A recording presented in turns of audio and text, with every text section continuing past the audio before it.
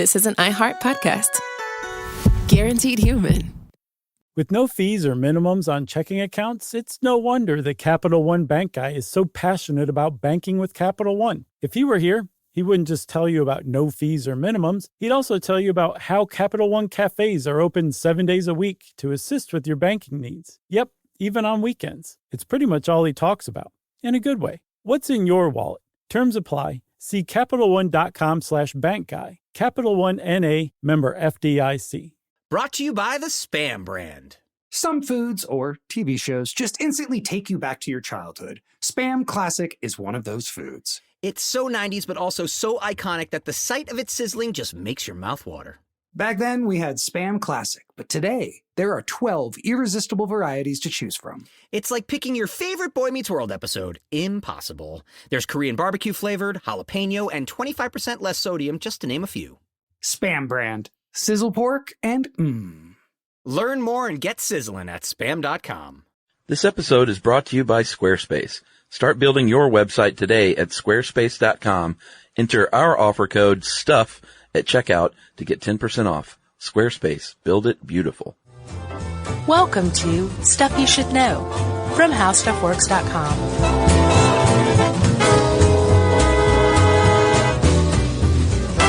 Hey, and welcome to the podcast. I'm Josh Clark. There's Charles F. Chuck Bryan. There's Jerry. And this is Stuff You Should Know. You introed as if you were asleep, and I just walked by and poked you with a pool cue. And that's your first thing you do is you wake up and just go, hey, welcome to the podcast. Yeah, that's what I do. How are you, sir? Man, I'm feeling fine. Yeah? Yep. Good. Feeling fine. That's a Simpsons reference. From what? The Shining one? Oh, yeah, the shitting. Uh-huh. Classic. It's a good one. So, a couple of quick matters of business. Okay. A little COA at the beginning. Yes. We're talking about freak shows. Right. And we will be saying freaks and things like that. Yeah. That is obviously an antiquated term. Yes. But there are a lot of quotes in here and a lot of references to freaks and midgets and pinheads and all these awful terms Right. that they used to call these people that had, physical deformities and maladies. Right. So it's not us speaking. This is in historical context. Yeah, like we get the insensitivity. Yeah.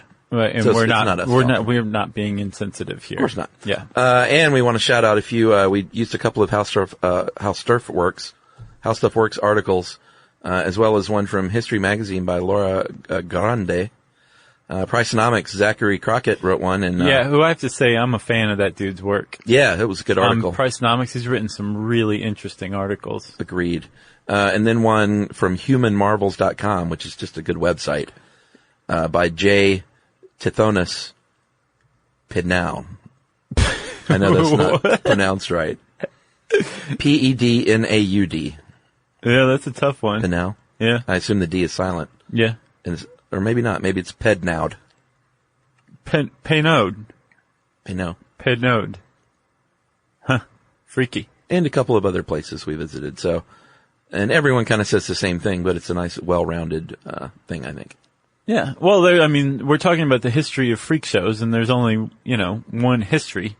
Yeah. Certain things happen. And we found very quickly that, you can't extract, freak shows from P.T. Barnum or vice versa. No. They are inextricably bound. But freak shows, Barnum was working in the 19th century. But the concept of freak shows, which, is basically someone who is a human curiosity, and that could be someone who was born with a genetic deformity, a physical deformity, some sort of mental incapacity, or some people, have turned themselves into human curiosities, say through the wonder of tattooing or learning to swallow swords or something like that. Yeah, or like these days, body modification, like the Jim Rose show. Or there's one in Coney Island still that does a traditional show. Yeah, Side Show by the Seashore. Right. Also a great song by Luna. Nice. One of my favorite bands. So the whole concept of this, of having a human curiosity and, basically charging gawkers to look at it. It dates back quite a ways. Well, actually not that far. The 16th century.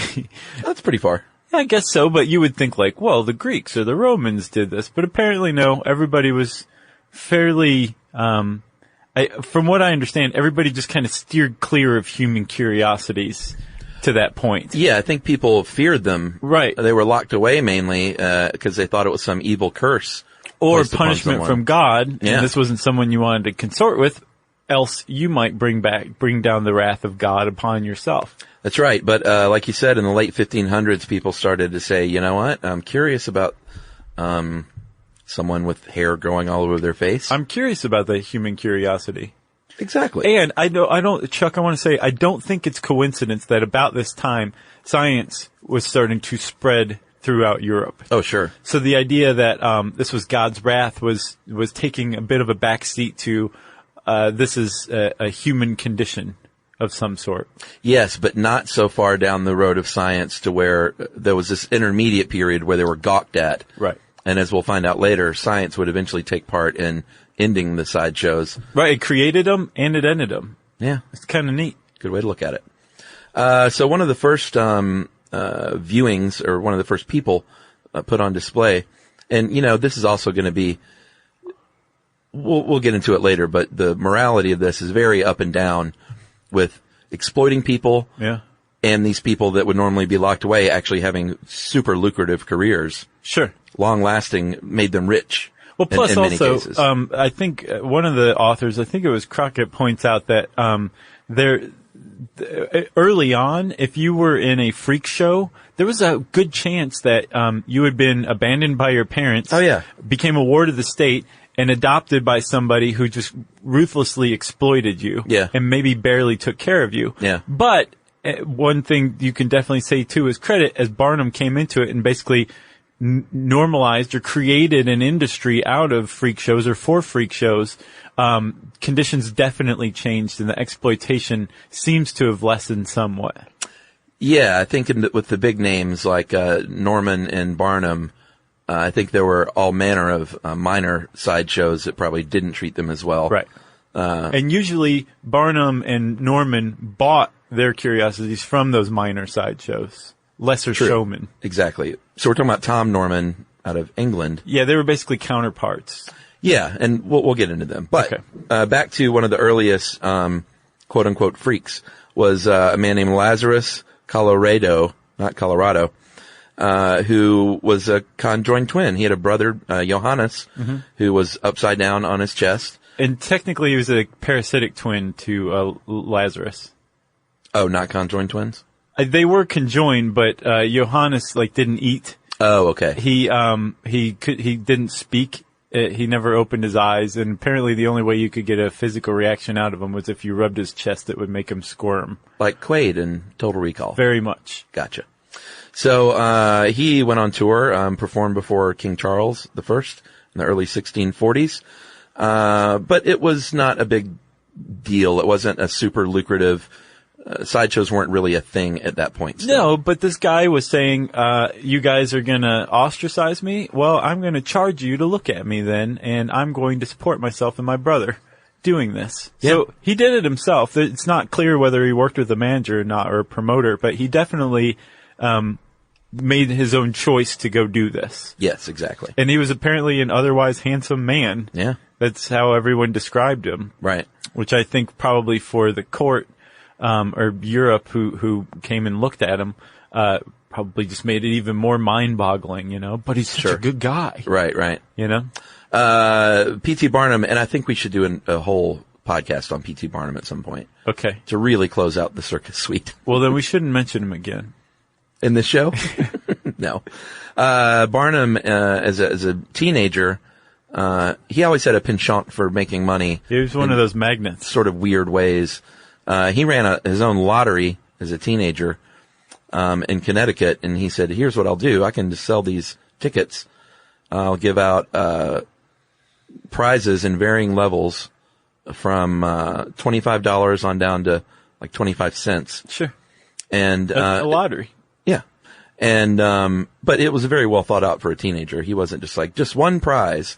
he spread it out so he would entice people to play more. Right. And he actually made a lot of money from it until they outlawed the lottery. Yeah, he was making like $11,000 in today's dollars a week. As a teenager. At 19. Not bad. But then Connecticut and the rest of the country said, no, more lotteries for now. We'll bring that back up later, though. Don't you worry. TBC. And he had to find other ways to make work. Moved to New York City. And in 1835, he had, England is where a lot of this started. And we'll talk about Norman in a second. Yeah. But he got his cue from England and said, here's what I'm going to do. I'm going to buy a person. I'm going to buy my first freak, this blind, paralyzed slave woman. And this is a hallmark of freak shows, is I'm going to make up a story about her that's sensational and crazy, like a Ripley's Believe It or Not kind of thing. Right. And Barnum in particular was well known for just taking these things to the nth degree. Like, sure, no one's going to buy that, but he could sell it in such a way that people believed it because they were exponentially dumber back then. The story for her was that she was 160 years old, was George Washington's nurse, and you can pay to see her, when in fact she was only 80 years old. Mm-hmm. She was half that age. Yeah, and her name was Joyce Heth. Yeah, she was just an old lady, right? Yeah, she was an old slave woman who was paralyzed and blind and was being exploited by P.T. Barnum in the year before her death. That's right. So she dies, but before then, as he's touting her, as this 160-year-old former nursemaid to George Washington, that gets an initial reaction, and then ticket sales drop. And then P.T. Barnum did something quite smart. He wrote an anonymous letter to a Boston newspaper and accused himself of being a fraud and saying that the 160-year-old woman was a fake, that she was actually a machine, a robot made of whale skin and wood, and ticket sales went right through the roof again. Man, what a guy. There should be a good movie about him. I can't believe there's not. Like a modern one. I'm sure there is, Surely, what's the one, The Greatest Show on Earth was a movie, right? Isn't that like a D.W. Griffith movie or something like that? Yeah, that's what I mean. But, Tom Cruise should play him. Yeah, and it should be directed by Michael Bay. Russell Crowe no, not Russell Crowe. Well, how about, who could play P.T. Barnum? You know who he would be good at it, but it'd just be so him? Sam Rockwell. Oh, totally. He could play anything. So I'd rather see somebody even broader playing him. Yeah. I heard recently. Oh, go ahead. You go ahead. You know who would end up playing him is friggin' Hugh Jackman. And everyone would just say, oh, man. Of course. Yeah. Because he can do cartwheels. Yeah. What were you going to say? It might have been during the Bill Gates interview or something yesterday that somebody said that, no, it was on CNN. Tom Hanks is the most trusted person in America. What? For some poll found that the most trusted person in America is Tom Hanks. Were we on the list? I don't think so. No. Sure, you got to trust Tom Hanks. We're not even also Rands. We're never Rands. All right. So, he purchased that woman. What was her name? Joyce Heth. Joiceheth. For $1,000, and he made about that every week, from exploiting her. I imagine that she got very little of that. Yeah. Although you can't necessarily say that. I didn't see what she was paid. True. She was very likely paid, and she was probably fairly well taken care of, especially considering that she probably and this is based on how Barnum treated other people later, in a documented manner. But he I don't want to say he rescued her from slavery because she went from being a slave to being owned by somebody who exhibited her. Sure. But it's not a guarantee or a given that her situation got worse after she was purchased by Barnum. Right. Does that make sense? Yes. Man, that felt like a minefield I was walking through. Talking about slavery, human exploitation, a blind woman who was also paralyzed. Yeah. Good luck, sir. His first big hoax after that, well, actually, I guess it wasn't a hoax aside from the made-up story, but he had a real hoax. Yeah, that was a hoax. Well, a hoax, sure. Sure. But this was a hoax in 1842 that because it was nothing about it was real. He was promoting something called the Fiji mermaid, which was basically rogue taxidermy is all it was. That's exactly what it was. It was a creature with a head of a monkey and the tail of a fish that he bought from Japanese sailors. Well, he didn't. He got it from a sailor who bought it from Japanese. Oh, right. And Sure. actually it was Japanese fishermen. Yeah, and what's the difference? Well, they're like traditional. They didn't necessarily go to sea. They were like islanders. Gotcha. And this is like traditional art for them, folk art. Okay. So not a sailor, but fisherman. Right. That's pedantry 101. Sorry, man. I get so fixated on things. Yeah. And he leased it for $12.50 a week. $12.50. Right. From the owners of said rogue taxidermy. And he printed up pamphlets and tried to convince everyone it was some real thing. So he actually had a partner named Levi. What was Levi's name? He's definitely an overlooked guy. Levi Lyman. Can you imagine like being P.T. Barnum's partner? Like you'd never be in the spotlight, right? No way. So Levi Lyman posed as a English doctor, a scientist who was in possession of this mermaid, and P.T. Barnum very publicly was trying to get his hands on the mermaid, and this guy was very publicly resisting him because it was a man of science and this was the real deal. Right. And it helped just convince everybody, including the newspapers, that like this is the genuine article. Man, just rubes. a world of rubes. Yeah. It seems like. He ended up opening up a museum on Broadway in New York City in the 1840s. You know, sort of, like a Ripley's Believe It or Not kind of thing. Curiosities and weird things. Yeah. That was his stock in trade. And then we should talk about his counterpart in England. Tom Norman? Yeah, Tommy Norman. Tommy Norman. He was named the Silver King, and Barnum actually gave him that name, apparently, after meeting him, and he said, boy, what a huge showy silver watch you have there. You're the Silver King. He goes, I am the Silver King. I've been waiting my whole life for somebody to notice. Exactly. So he was doing the same thing in England. And he actually, he toured with Joseph Merrick, the Elephant Man. Yeah, and he got castigated by a lot of people saying you're exploiting this guy, John Merrick. And is it John or Joseph?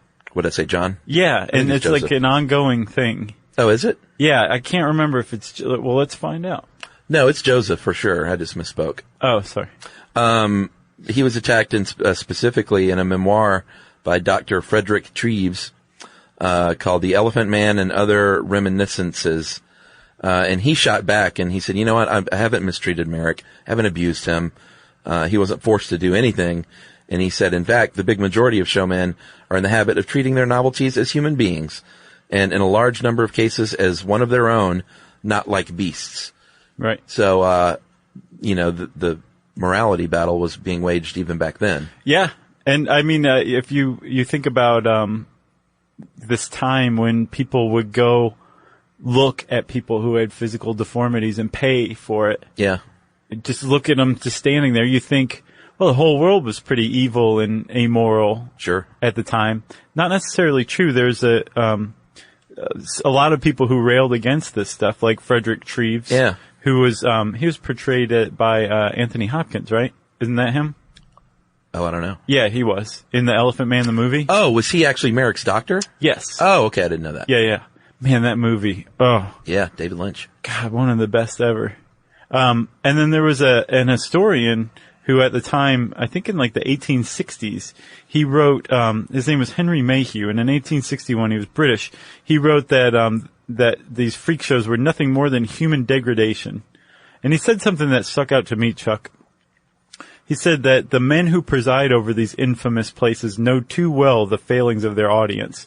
And I think he really hit the nail on the head he wasn't accusing the showman, because I think he understood that most of these people were just under contract. Right. And he wasn't accusing the actual human curiosities, the freaks themselves. He was rightly placing the blame for all this on the observers, the gawkers. Right, like if there wasn't a market for it, they wouldn't be doing it. Yeah, like you're the one who is having the moral failing, who's paying to go see this person who may or may not be exploited. You don't know. Yeah. And it's really on you, audience. Yeah. It's pretty there's a lot of foresight for back then. I thought so too. So it's not like, the point was, it's not like everybody was just going along with this. People have had a problem with it basically the whole time freak shows were around. Right. All right, well, let's take a break and we'll talk a little bit more about the evolution of the sideshow right after this.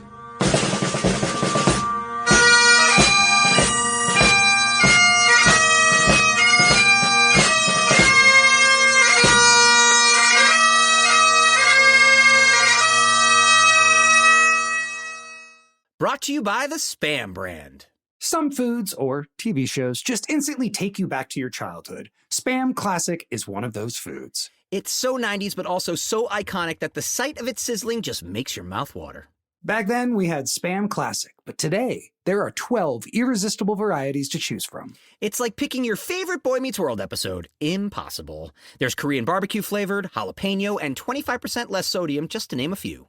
Spam brand. Sizzle pork and Learn more and get sizzling at spam.com. #1 hits, millions of records sold, awards, sold out tours. You think the Jonas Brothers are satisfied? Nope. It's podcast time. We get to ask other people questions because we're sick and tired of being asked questions. Hey Jonas is available now, and their first guest is a big one, Paul Rudd. You know, Steve Carell is a great singer. Can he tell you not to audition for The Office or something? I told him. Whoa. We were filming Anchorman. Clearly, I was the idiot. Thank God he didn't listen to me, right? Listen to Hey Jonas on the iHeartRadio app, Apple Podcasts, or wherever you get your podcasts. Learning stuff with Joshua and Charles. Stuff you should know. We're back. I brought my pencil. What's that? Oh, Van Halen? Give me something to write on, man. I didn't get that at first. I'm impressed that you did get it. Yeah. Nice. That was from Van Halen's popular song, Hot for Teacher. Yeah, from 1984. And we are now 1980s DJs. Right. So the sideshows became a legitimate thing, a big way to make money. There were different kinds. There was one called a 10-in-1 show, which I believe the sideshow by the seashore is today. Whoa. I know. You did it. Through my missing tooth. And that is when you have 10 people on display on a platform at once, and people just walk by and look at them. Yes. It's not like a performance. No. It's just, there's a bearded lady, there's the dog-faced boy, there's the tattooed man. Right. And they're all just standing there. Yep. That's a 10-in-1. Like, get your look, you yokel. They had things, and this was all to drum up more money. They would advertise something as a adults only or a man only even performance. Right. Well, the men only performance frequently had a stripper. Well, sure. You know? Yeah. Or stuff that they thought that were just like a woman shouldn't see or children shouldn't see. I don't know if it was as much that as if it was to just trump up like, oh my God, it's so bad that a woman can't lay her eyes upon it. I see. I think it was all part of the show. That's my feeling, at least. One of the things that they displayed was something called a pickled punk, which is awful. It is, especially when you find out what it is. Yeah, it's basically an abnormal fetus in a formaldehyde in a jar. Yep. And you could go by and look at pickled punks and gawk at them for money. It's awful. Yeah, this is what people did, like on Saturday nights in Kansas. So, usually the side shows or the freak shows, at first you would be some enterprising entrepreneur in some small town, and you would notice that a little youngster had a third leg. Okay. And your thought was, I can really make some money with this kid. So Sure. you'd go to their parents and you'd say, I will give you 20% of all of the earnings of your child if you let me take him on the road, and he will stay in the finest hotels and wear the best clothes. And, yeah, as the human tripod. Exactly. Yeah. And he will become famous and the world will love him. Just let me handle it. I'm going to be his manager from now on. And the parents would very frequently, especially if they were poor, would say, that's great. Yeah. Do that. Give me some money up front, though, by the way. Yeah, especially because a lot of times some of these people were a burden on their family. Sure. Because of their health condition. Yep. So they were happy to be rid of them. It's all very sad. Okay, so that's how it definitely started out. And then it went on like that, for a very long time as well. but once Barnum and Norman and some of the other guys, the big guys, came around, they would just basically keep an eye out for that kind of thing, or they would be approached by these guys who would essentially be middlemen. Kind of like somebody who discovered a boy band selling their contract to a bigger record company. But this was with human curiosities, people with the third leg or hypertrichosis or what have you. And then Barnum would take them and would just take whatever exaggerated origin story that they came with and just throw it out and come up with one 10 times more. Yeah. After George Washington's nursemaid, Joyce Heth, died. Who was not George Washington's nursemaid. Right. He started looking around for his next collaborator, if you could call him that. And he found out that he had a distant cousin, a fifth cousin, named Charles Stratton, who had stopped growing when he was about 2 years old. Yeah, he never completely stopped. He grew very slowly. Yeah, he made it to like just over 3 feet, I think, by the time of his death. Yeah, he died at 45 of a stroke, and he was 3.35 feet tall. But grew so slowly. I mean, he was General Tom Thumb, very famously. Right. Renamed General Tom Thumb by his half-fifth, twice-removed cousin, PT.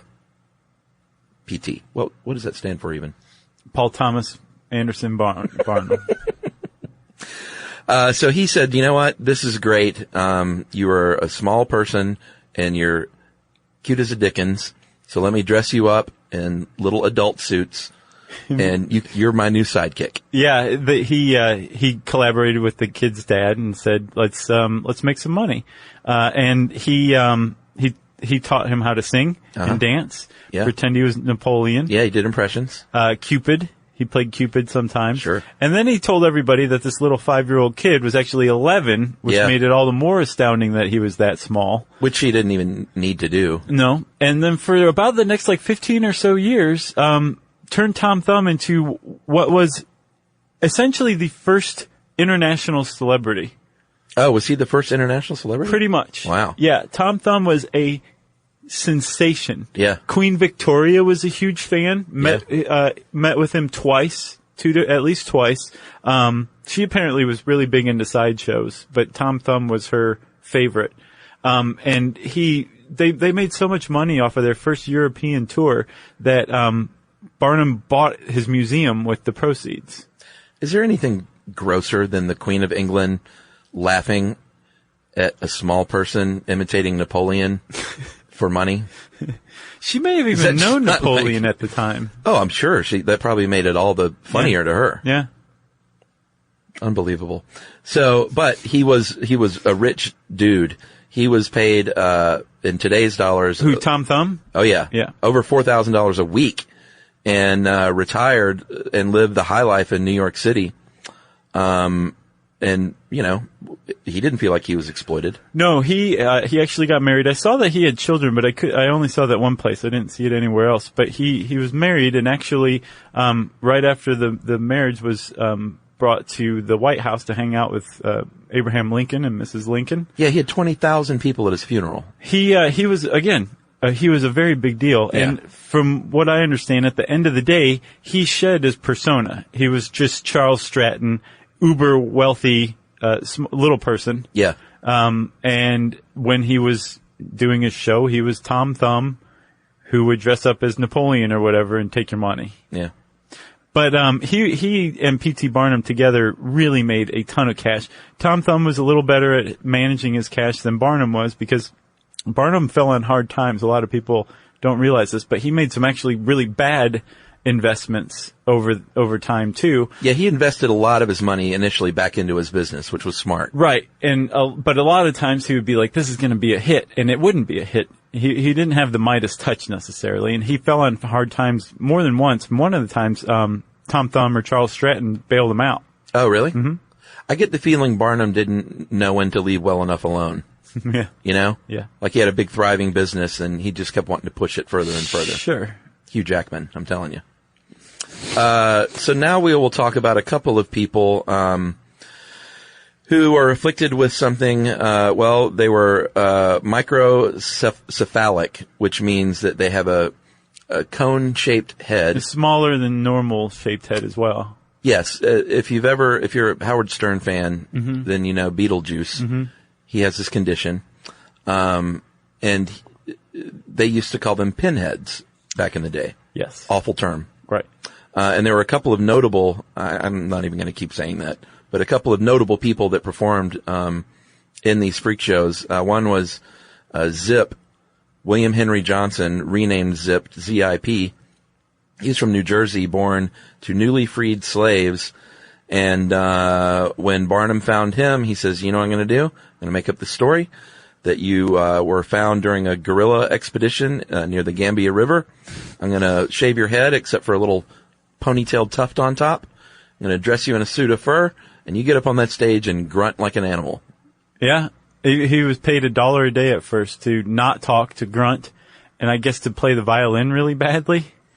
Yeah, I didn't get, was he paid $1 a day? To start. Oh, okay, I thought that might have been part of the story. No. That he was, in fact, paid $100 a day. Later. Okay.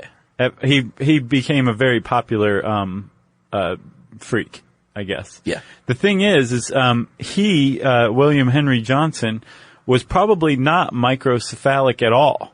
Microcephalic. Microcephalic is totally different. Yeah. Microcephalic.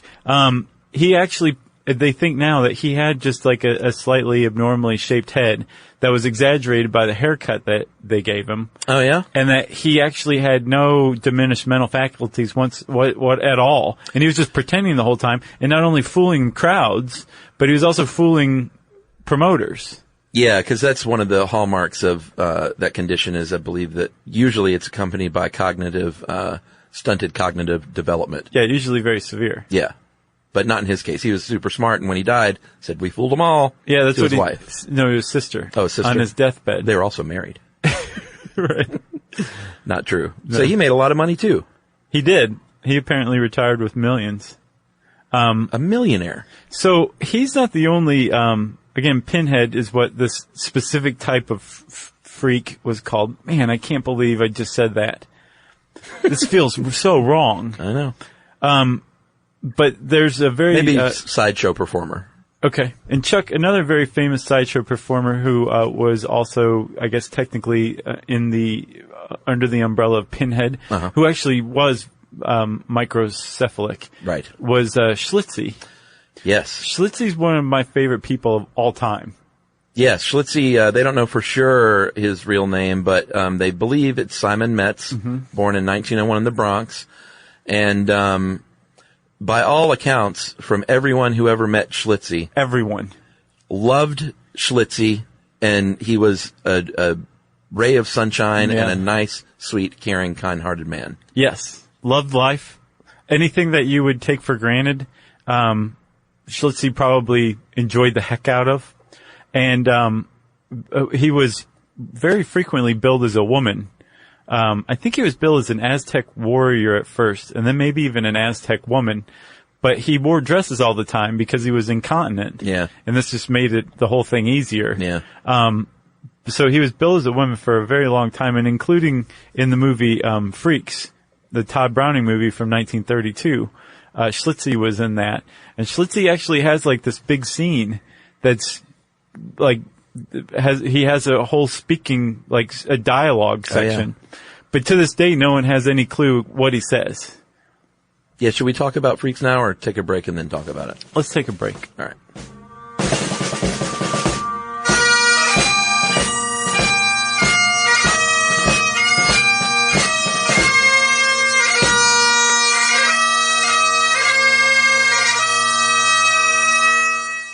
Brought to you by the Spam brand. Some foods or TV shows just instantly take you back to your childhood. Spam Classic is one of those foods. It's so 90s, but also so iconic that the sight of it sizzling just makes your mouth water. Back then, we had Spam Classic, but today, there are 12 irresistible varieties to choose from. It's like picking your favorite Boy Meets World episode. Impossible. There's Korean barbecue flavored, jalapeno, and 25% less sodium, just to name a few. Spam brand. Sizzle pork and Learn more and get sizzling at spam.com. Hey, it's us, the Jonas Brothers, and guess what? We have some big news. What's the news, Nick? Huge news.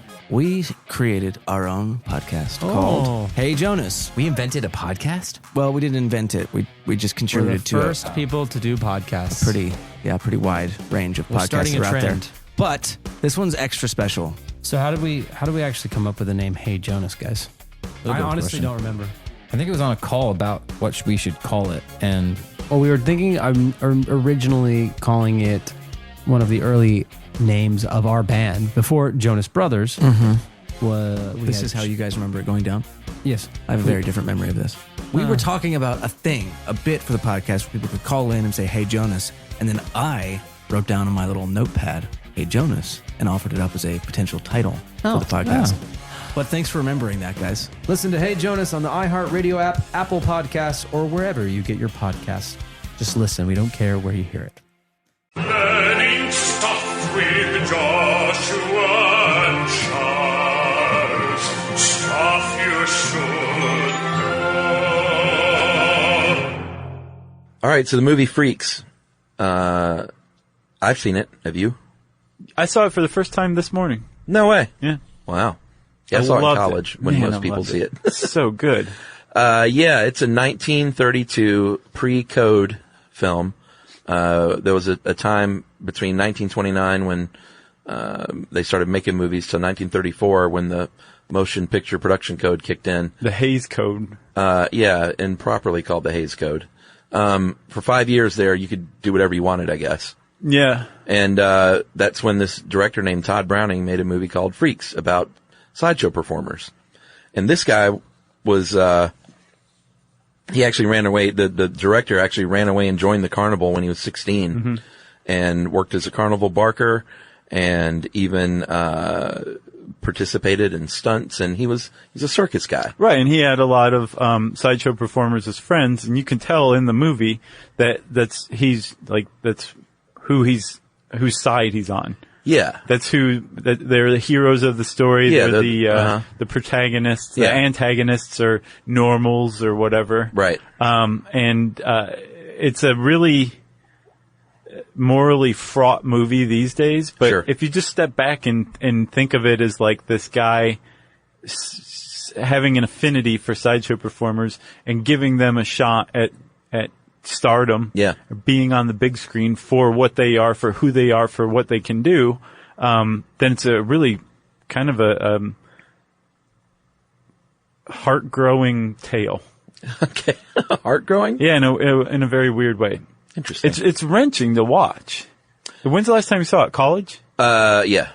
It's been a long time. You should see it again. All right. I'll check it out. Like, it's tough to watch. It's gut-wrenching. There are a lot of, well, let's just talk about some of the performers in the movie. One of them who stands out is Johnny Eck, John Eckhart Jr., who was a twin, and he was born with a condition. Everyone said that he was cut off at the waist. Not exactly true. He actually had, unusable, underdeveloped legs that you never saw, but it appeared as though he didn't have anything from the torso down. Right. And as from a young kid, I believe he was even walking on his hands before his twin brother was even standing. Oh, really? So he was very advanced in a lot of ways. He's a very smart guy. Oh, he's a painter? Yeah, very accomplished. A magician? And he had a great personality, too, you could tell. Yeah, and apparently he was good buddies with Browning, and Browning always wanted him around and by his side and was like, you need to come sit with me by the camera. And almost like his, I don't know if he could consider him a co-director, but he always wanted him nearby. Huh. Pretty neat. Yeah. Daisy and Violet Hilton. Yeah, conjoined twins, right? Yeah, which they called Siamese twins back in the day. Thanks to Chang and Ang Bunker, right? Yeah. They were actually, some of the first super famous. They were from a Siamese fishing village, and that's where the term came from. Yeah, Siam was what we now call Thailand. That's right.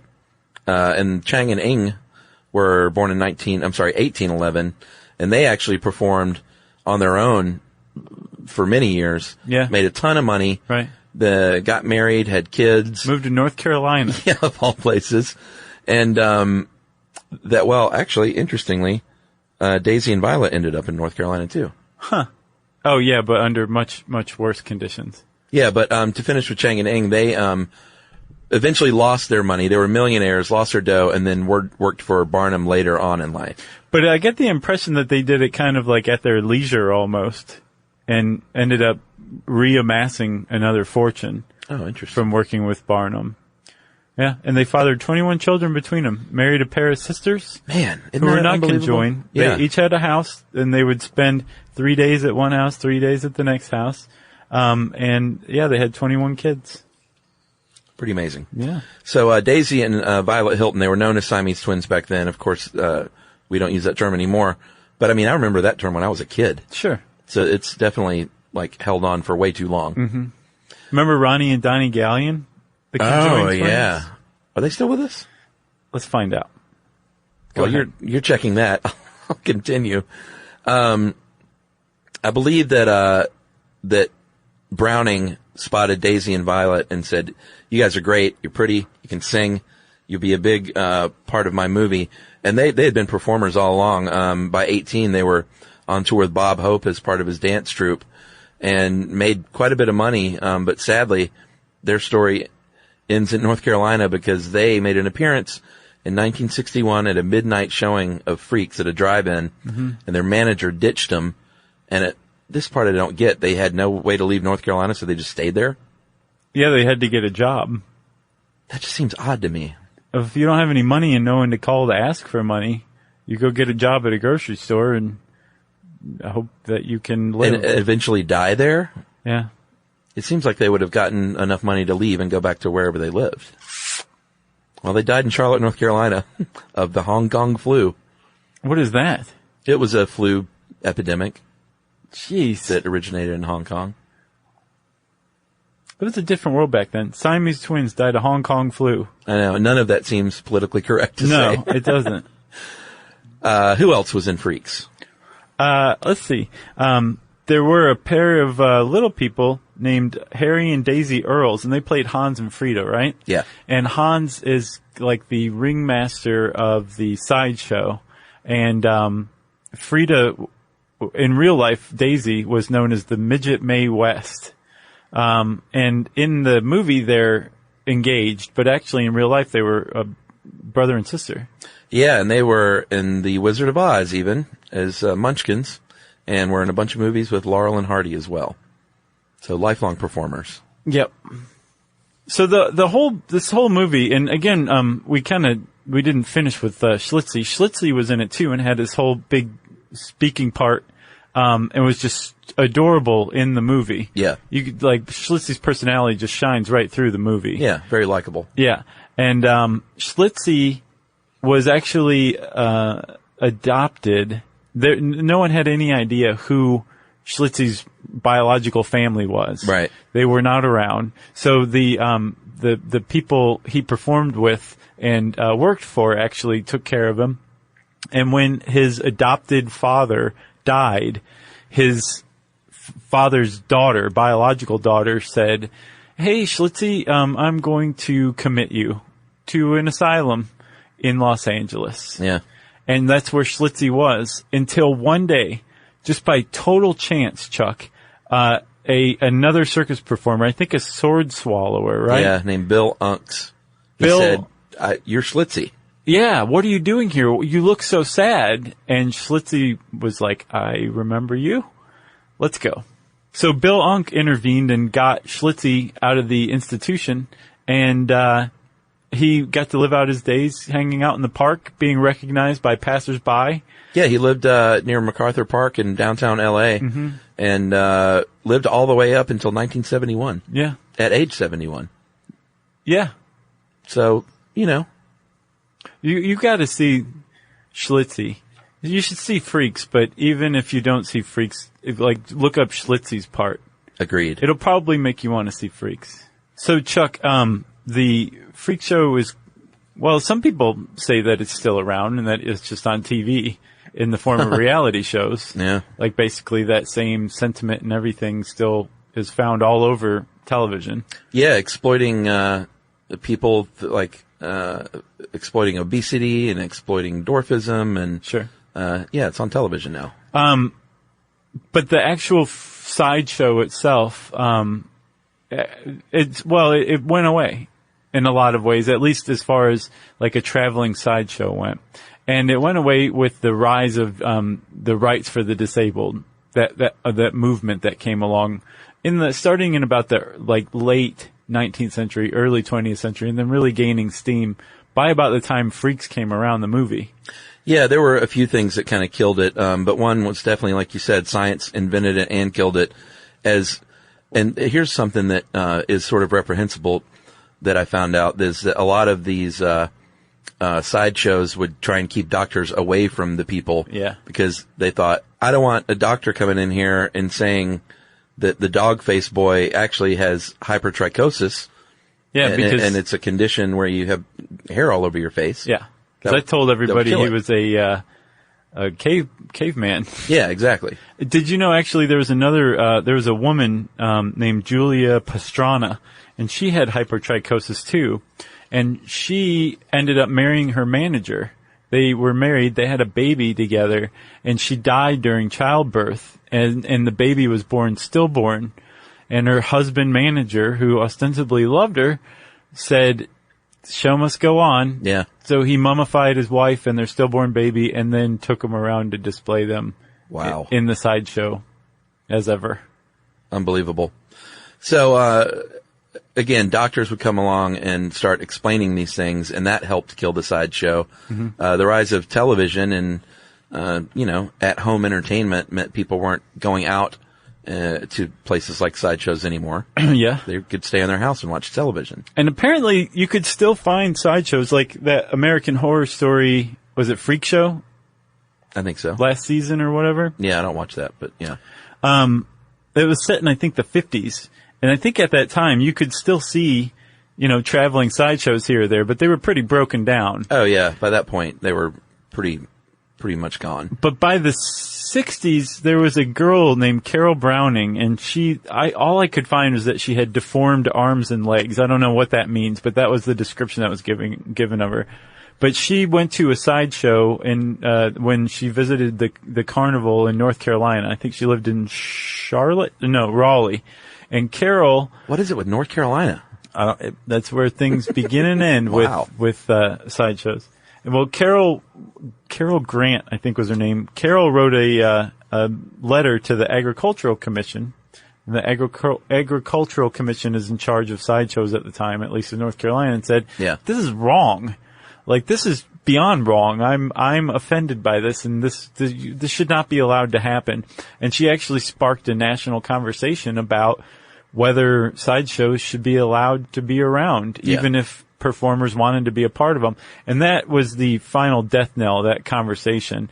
But a lot of people came out and said, hey, you know what? These people, you guys call them freaks, but you also empty your pockets to them. Right. And they're wealthy. They enjoy the acclaim. They enjoy the money. Right. And, it's actually you who has the problem. Right. And it didn't have much of an effect. Sideshows went away, and a lot of the sideshow performers ended up going from being pretty wealthy or well paid or having a steady income to being broke and ending up like being abandoned by their managers, like Daisy and Violet. Yeah, it's a tricky ground. It is. It's pretty much sad all the way through. Yeah, except for some success stories. Sure. And that makes the whole thing so morally ambiguous if you think about it. Like, it's just so easy to look from here and be like, you named your movie Freaks? Right. Or you charge people to look at the Elephant Man? Yeah. But what about those people who said, I'm cool with this, I'm signing on for this. Yeah. This is making me very wealthy. Sure. I'm happy. I've had all sorts of opportunities that weren't open to me before, and I love what I do. What do you do about that? Like, you can't condemn it. It's not an easy black and white thing to deal with. Yeah, it's called a moral ambiguity. You said it. That there have always been those moral ambiguities. There always will be. You got anything else? No. If you want to know more about sideshows, freaks, that kind of thing, you can type those words into the search bar at howstuffworks.com. And since I said search bar, it's time for listener mail. Hey, before listener mail, what about Ronnie and Donnie? Oh, yeah. Ronnie and Donnie are alive. Awesome. They are 64 years old That's as of great. this past October, I think, 21st. And they are the world's longest living conjoined twins. Wow. They're adorable, too. They're Ohioans, right, if I remember? I believe so, yeah. Very nice. And what documentary did we see on them or something? I can't remember, but we've talked about them a lot over the years. Yeah. So that's great news. Yeah, but they're still at it. All right, so listener mail. I'm going to call this one quick feedback on the Bill Gates podcast. Ooh, that is quick turnaround. Hey, guys, my name is Brendan Cologne, pronounced like Cologne, and I'm a PhD student at Harvard Medical School in Pamela Silver's lab, working on artificial photosynthesis. Shout out Pamela Silver. How about that? I'm a longtime fan of the show and wanted to say what you guys did. You did a great job covering renewable energy with Bill Gates. During the episode, there was a question about the current limitations of artificial photosynthetic systems. At present, the biggest issues are scalability, the cost energy in producing the building materials, and the efficient extraction of produced fuels. These are standard engineering hurdles, but like Mr. Gates said, we can call him Bill, by the way. I don't think you can, Brendan. We can. But we can. These are standard engineering hurdles, but like Mr. Gates said, the final product needs to be viable. Specifically, such a product would need to harvest and store more energy in the short term than what was required to build it. Makes sense. And do so on the cheap. Fortunately, biotechnology and photovoltaic technology is advancing at a breakneck pace, so the future of this technology looks bright. As new biochemistries are discovered, more products will be available for production, and one vision of this technology is a local and individualized production of chemicals on demand. Hope this helps. Feel free to reach out. Cheers, Brendan. Thanks, Brendan. Yeah. Brendan Cologne, pronounced Cologne. That's right. If you are an expert in something that we talk about, we love hearing feedback from people like you. You can tweet to us at SYSK Podcast. You can join us on Facebook.com/StuffYouShouldKnow. You can send us an email to StuffPodcast@HowStuffWorks.com. And as always, join us at our home on the web, StuffYouShouldKnow.com.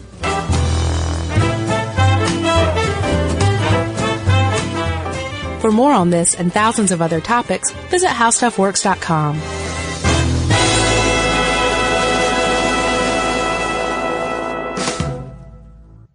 Brought to you by the Spam brand. Some foods or TV shows just instantly take you back to your childhood. Spam Classic is one of those foods. It's so 90s, but also so iconic that the sight of it sizzling just makes your mouth water. Back then, we had Spam Classic, but today, there are 12 irresistible varieties to choose from. It's like picking your favorite Boy Meets World episode. Impossible. There's Korean barbecue flavored, jalapeno, and 25% less sodium, just to name a few. Spam brand. Sizzle pork and Learn more and get sizzling at spam.com. Hey guys, it's us, the Jonas Brothers. I'm Joe. I'm Kevin. And I'm Nick. And guess what? We created our own podcast called Hey Jonas. We invented a podcast? Well, we didn't invent it. We just contributed to it. We're the first people to do podcasts. We get to ask other people questions because we're sick and tired of being asked questions. Well, sick and tired is a strong way to put it, but, you know. Tired and sick. Tired and sick. Listen to Hey Jonas on the iHeartRadio app, Apple Podcasts, or wherever you get your podcasts. Just listen. We don't care where you hear it. This is an iHeart podcast. Guaranteed human.